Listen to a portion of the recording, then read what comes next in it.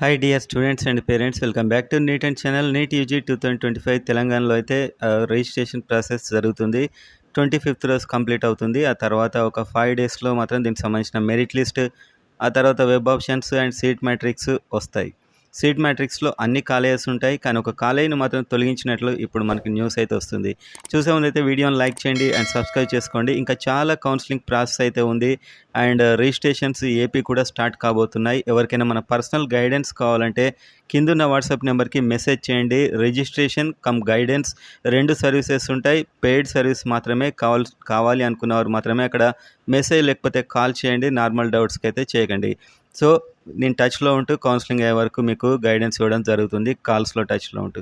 So వీడియోలోకి వెళ్ళినట్లయితే తెలంగాణలో చూసినట్లయితే ఫాదర్ కొలంబో, ఇది మనకు రీసెంట్గా ఎన్ఎంసి వాళ్ళకు రెన్యువల్ కోసం లంచం ఇచ్చిన కేసులో సిబిఐ కేసు అయితే నమోదు చేసింది అండ్ చాలా వివాదమైంది రీసెంట్గా ఈ మధ్య. ఇందులో అయితే దీనికి జాబితా నుంచి అయితే ఎన్ఎంసి తొలగించింది. అంటే ఈ కాలేజ్ని ఇప్పుడు తెలంగాణలో నుంచి తీసివేయడం జరిగినట్టయితే తెలుస్తుంది. అండ్ 150 సీట్లు ఉన్నాయి ఇందులో, 75+75 ఇదంటే మన కేటగిరీ ఏ. ఇది మేనేజ్మెంట్ కోటా. సో 75 సీట్స్ వెళ్ళిపోతే అట్లీస్ట్ 75 మంది బార్డర్ మార్క్స్తో ఉన్న వారికి మాత్రం ఇబ్బంది అయ్యేది.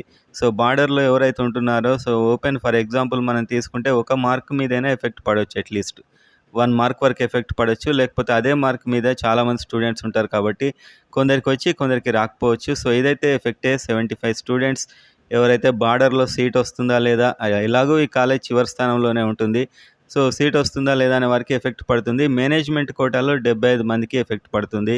మేనేజ్మెంట్ సీట్ తీసుకుందాం అనుకున్న వారికి మాత్రం టోటల్గా 150 సీట్స్కి, ఎందుకంటే వీళ్ళు అది లంచాలు ఇవ్వబోయినట్లయితే సమాచారం అండ్ ఫెసిలిటీస్ కూడా ఇందులో సరిగా లేవు కాబట్టి దీన్ని తీసేసినట్టయితే తెలుస్తుంది వాళ్ళ మాటల్ని బట్టి అయితే. సో మొత్తానికి దీని ఎఫెక్ట్ అయితే ఎంతో కొంత ఉంటుంది. అండ్ ఆంధ్రప్రదేశ్లో రిజిస్ట్రేషన్స్ అయితే ఇంకా స్టార్ట్ కాలేదు. ఇదే క్వశ్చన్ నన్ను ఎక్కడైనా ఇదే అడుగుతున్నారు, మన మెంటర్షిప్ వాళ్ళైనా ఎవరైనా. సో ఒక 2 డేస్లో స్టార్ట్ అయ్యే అవకాశం అయితే ఉంది. సడన్గా వచ్చేస్తుంది, ఎప్పుడైనా రావచ్చు నోటిఫికేషన్. అండ్ ఆల్ ఇండియా ఎలాగో మనకు మండే నుంచి స్టార్ట్ అవుతుంది అండ్ ఫాస్ట్గా అయితే కౌన్సిలింగ్ జరిగిపోతుంది. ఒకవేళ కోర్టు కేసులు ఎలాంటివి లేకపోతే తెలంగాణలో ఏమైనా లోకల్ ఇష్యూస్ మళ్ళీ వస్తాయో చూడాల్సి అయితే ఉంది. సో ఓవరాల్గా అయితే ఇది. అండ్ ఒక 150 సీట్స్కి అయితే 150 స్టూడెంట్స్కి ఛాన్స్ మిస్ అయినట్లే. ఒకవేళ ఇది ఫైనల్ అయితే మాత్రం ఆల్మోస్ట్ తీసేశారని చెప్తున్నారు, చూడాల్సి అయితే ఉంది.